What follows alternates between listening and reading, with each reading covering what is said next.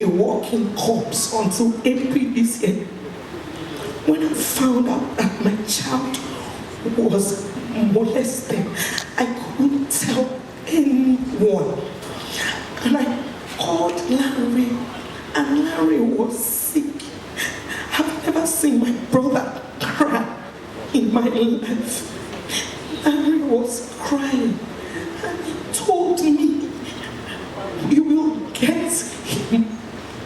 And on days that Larry was so sick, he couldn't talk, I would call him because I couldn't sleep. And he would tell me to keep talking. I'm listening. And the doctors would come in and say, "Who are you talking to again on video?" And I would say, "Princess." And he sent me a message and said to me,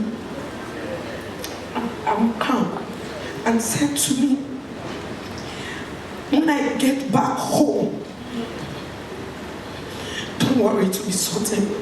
And I can't forget when I sent Larry a message that I think my life has ended because some powerful people have taken over. He responded and said to me, "Don't worry, let them do all they want.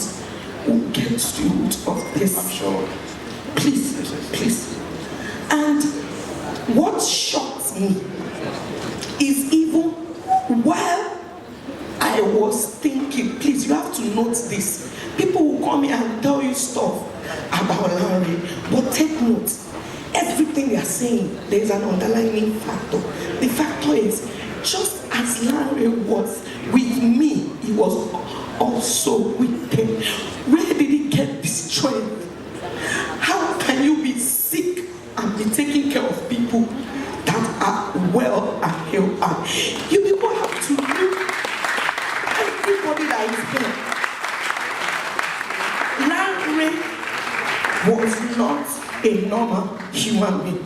I don't care what you say. Every time you sit down at home, that's why I keep telling Anthony and his wife, how can you say this person is normal?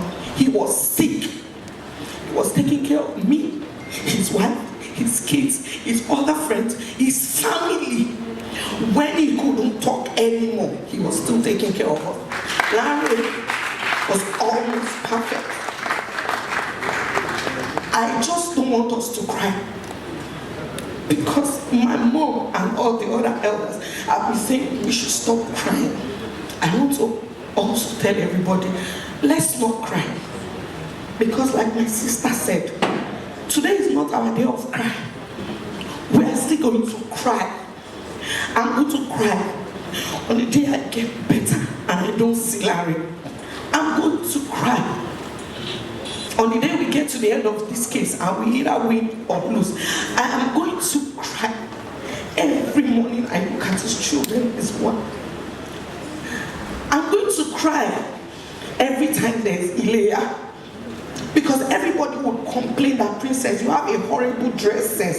And Larry will say, "Madam Olo, you are okay.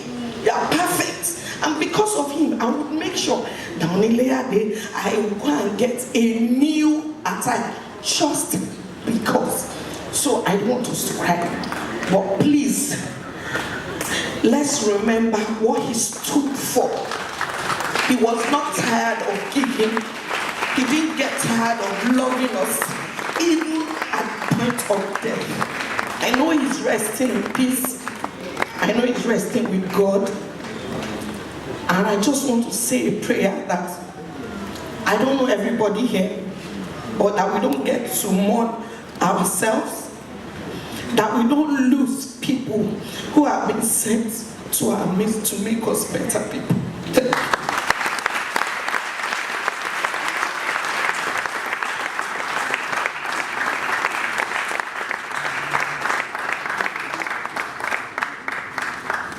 I am sad because Larry was so accommodating.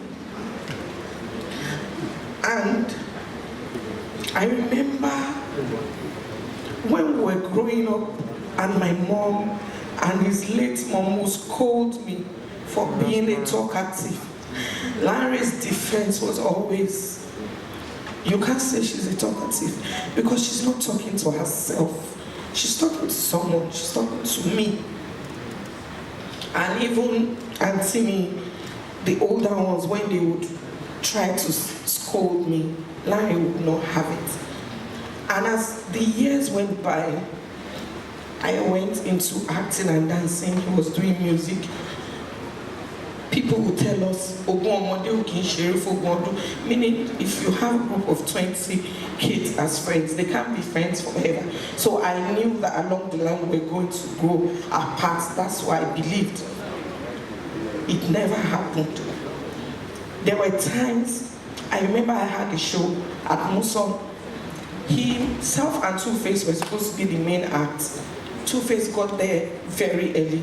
Sultan was not there, and I called him, Larry, you are late. And he asked me, Nibolowa. And I was angry. I was like, how can you ask me where I am at this time?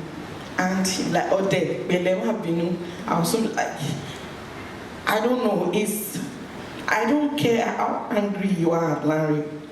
He will just call me, oh, there, and even when I'm mad at someone else and I tell him, oh, went for an event, this person, he'll be like, oh, Matalo, Wachari, you always just change the topic to something. And when we suffered some losses in the family, and I would continue crying and everything, he would still say, Kiloshe. Some people have it worse than also. And when we left Satellites, when we moved away from there, he didn't see himself as superstar. Anytime I was with Larry, I was at home. Everything I've done in my life, Larry has always been there. I've had people on Instagram in the last 1 week insulting me, some cursing me out. They said I was posting too much pictures and videos about him. And somebody said, leave her. And I said to myself, do they even know that this is just a 10th? Because when I opened my album from when I was growing up, there's hardly, even when I didn't know it was in the back, it was there. When I believed I was a failure, Larry was standing with me. When I believed I was a failure, he said to me, he stood by me and he called me and said, let me come to your house, let's talk about the way forward. And Larry made sure, if you watch, I watched most of his videos, I was in it. And the ones that I didn't even feature in, I was there, cooking, serving food.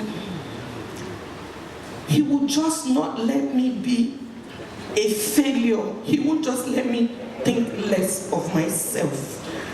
And the last 3 years has been extremely traumatizing for me. And Larry calls me up for Jungle Story, and we are working weeks here doing shows, and he doesn't want me to